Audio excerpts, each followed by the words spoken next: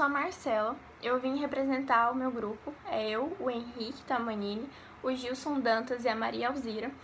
Nós quatro somos da turma do segundo ano B de Administração do campus Alta Floresta, do Instituto Federal de Educação, Ciência e Tecnologia de Mato Grosso. Hoje nós iremos falar um pouco sobre o Iluminismo e depois sobre a Revolução Francesa. Olá, eu sou o Henrique. Agora eu vou dar uma breve introdução sobre o que foi o Iluminismo, que é o conteúdo deste vídeo. O Iluminismo foi um movimento filosófico e político que aconteceu na França durante o século XVIII, o qual ele questionava o antigo regime da época, o absolutismo, como também era contra a Igreja Católica. Agora a Marcela vai dar continuidade ao assunto para vocês e logo adiante terá um conteúdo sobre a Revolução Francesa. Olá, o meu nome é Marcela e falar um pouco mais do Iluminismo. O século das luzes, como assim é considerado os anos de 1700, aconteceram muitas mudanças na política, na religião, na economia e entre outras áreas. Os filósofos dessa época, eles queriam revolucionar, porque o povo ele era muito injustiçado, eles apenas pagavam impostos e não tinham muito direito. E a monarquia, assim como a Igreja Católica, eles concentravam o poder e interferia muito na economia, que nessa época ainda era o mercantilismo, que posteriormente ele foi muito criticado pelos fisiocratas, que eram homens que acreditavam que a natureza, que a terra, ela era a fonte de toda a riqueza. Os filósofos eles queriam trocar a fonte de conhecimento nesse período, tendo em principal ou foco a experimentação, a razão, é a principal coisa, a razão, o método empírico, o pensamento, entre outros. Ou seja, eles queriam perguntar, eles queriam experimentar. É nesse contexto de descobertas que é criada o símbolo do Iluminismo, a enciclopédia. Ela reúne diversas categorias de descobertas que filósofos, pensadores, estudiosos juntaram e colocaram tudo ali. O conhecimento mundial, pode-se dizer assim. E foi fundada por Denis Diderot, que é um filósofo francês também. E, por consequência, a igreja ela se torna contra essa enciclopédia, porque lá fala que a religião ela é apenas mais um aspecto da filosofia. E nesse período de descobertas, de invenções, é totalmente o oposto que a igreja e a monarquia pregava na Idade Antiga, na Idade das Trevas.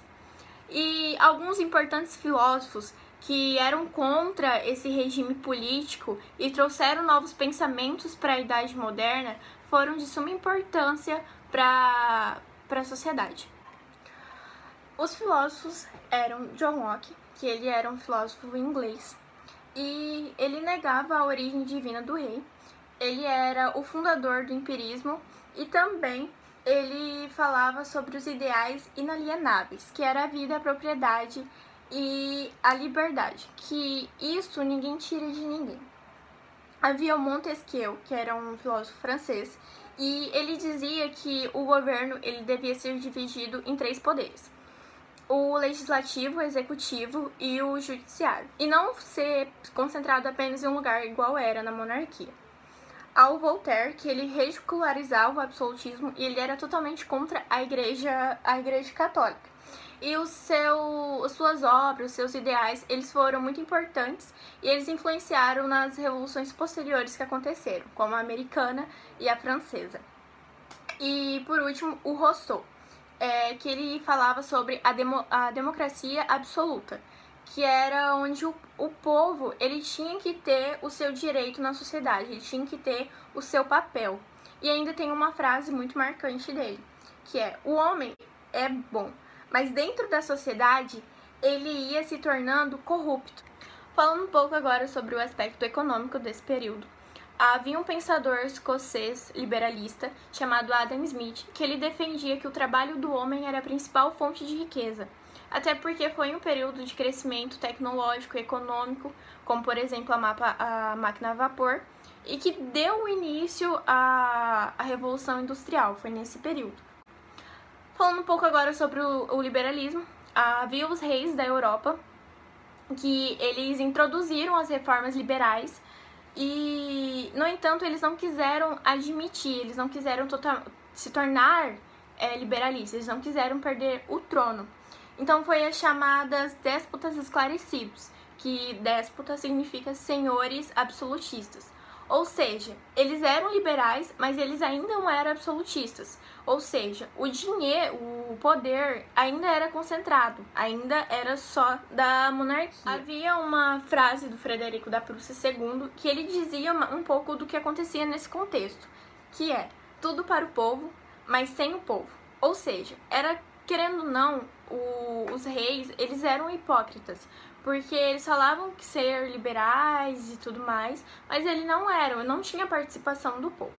Sobre as influências que o iluminismo teve. A primeira foi a Revolução Francesa, porque todo esse contexto acontece praticamente na França, o período todo, e há um pontapé muito importante para a Revolução Francesa depois. Há também a Revolta dos Escravos, que isso se torna a Revolução do Haiti depois, e também tem a independência dos Estados Unidos. Eu sou Henrique. Agora eu vou falar um pouco sobre a Revolução Francesa. A Revolução Francesa durou de 1789 a 1799. A sociedade naquela época era dividida em 3 estados. O primeiro, o clero, o segundo, a nobreza, e o terceiro, os camponeses, a burguesia, contando também com os trabalhadores rurais. O primeiro e o segundo estados representavam a aristocracia francesa, e já o terceiro estado era responsável por praticamente 97% da população na França naquela época. Eram cobrados deles impostos muito altos, onde chegavam a passar fome e viver em condições desumanas e precárias, uma vez que os nobres gozavam de uma vida muito luxuosa e ostentadora, e por conta dessa desigualdade, desencadeou uma intensa crise socioeconômica e política na época. Com esses enormes problemas, o rei Luís XVI realizou várias assembleias. Dentre elas, a primeira foi a Assembleia dos Notáveis, em 1787, na qual o primeiro e o segundo estado tinham o objetivo de solucionar a decadente situação. Porém, eles determinaram subir ainda mais os impostos do terceiro estado. Com isso, após inúmeras revoltas, houve no ano de 1789 a Assembleia dos Estados Gerais, contando inclusive com a participação do terceiro estado. Entretanto, porém, contudo, todavia, os votos eram contados apenas como um, a cada um dos estados, ou seja, os 97% da população tinha direito a apenas um voto. Fica explícito, então, a falta de representatividade e empatia para com os mesmos. Como foco principal dessa reunião, o terceiro estado queria que houvesse o aumento de deputados em relação ao primeiro e segundo estado, e que a contabilidade dos votos fosse per capita e não por estado. Mas o rei temia que sua aristocracia fosse afetada e demorou muitíssimo tempo para estabelecer sua decisão. Tal fato fez com que o terceiro estado se reunissem, surgindo então uma Assembleia Constituinte, em 1789, com o intuito de que a monarquia francesa formasse uma Constituição. Agora, deixa a Maria continuar a explicação. Dando continuidade ao que o Henrique estava falando sobre o conteúdo da Revolução Francesa, a queda da Bastilha ocorreu no dia 14 de julho de 1789 e é considerado um feriado nacional na França. Esse evento deu início à Revolução Francesa. A Bastilha era uma grande prisão considerada símbolo do antigo regime, e sua tomada pela população de Paris espalhou a revolução por toda a França. Esse alastramento da revolta popular resultou em grandes transformações sociais e políticas no país e marcou a queda do antigo regime. Essa tomada da Bastilha foi consequência de grave crise que a sociedade francesa enfrentou no final do século XVIII. Tivemos também a Declaração dos Direitos Humanos e do Homem como Cidadão. Isso levou à abolição da monarquia absolutista e o restabelecimento da Primeira República Francesa. Também tivemos as etapas principais, que foi o principal foi a Assembleia Constituinte. Esse período foi inicial da Revolução Francesa e corresponde aos anos em que os constituintes redigiram uma Constituição para a França.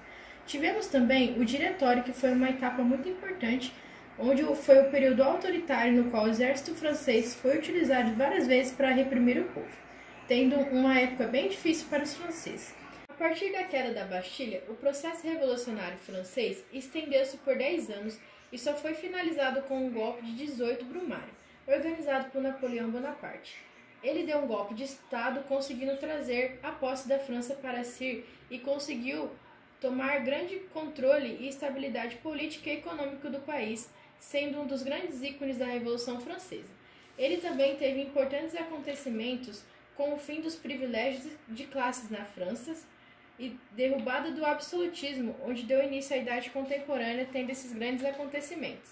Obrigado pela atenção e esse foi o nosso conteúdo de Obrigado por assistirem. Esse foi o nosso vídeo sobre Revolução Francesa e Iluminismo. E não deixe de curtir o nosso vídeo, se inscrever no canal e deixar comentários positivos a nós. Muito obrigado.